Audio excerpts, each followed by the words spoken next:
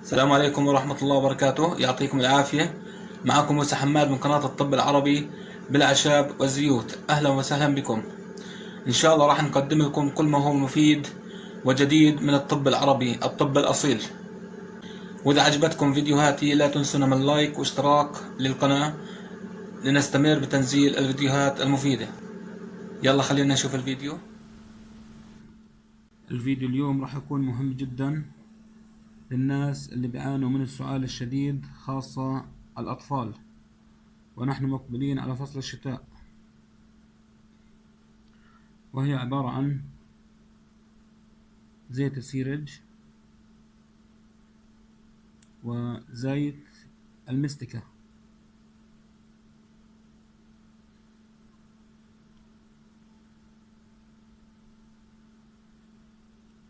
خلينا نشوف كيف راح نعمل الوصفة.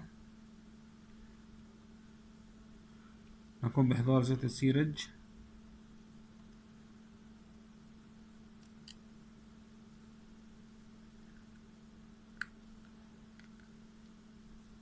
راح ناخذ 2.5 ملي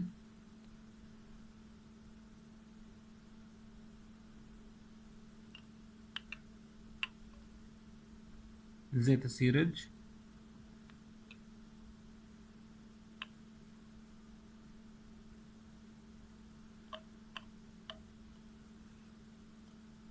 طبعا هي 2.5 ملي. راح نضعها بالملعقة،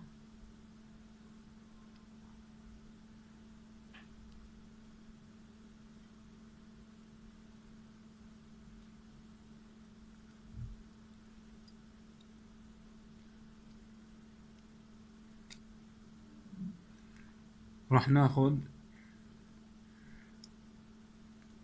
10 قطرات من زيت المستكة.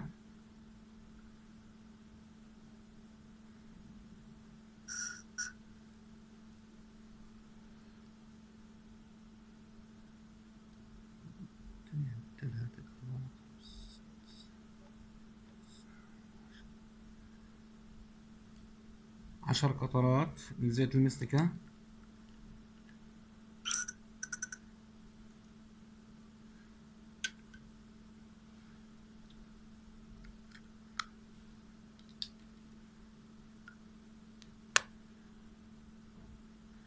طبعا أصبح الدواء جاهز للاستعمال.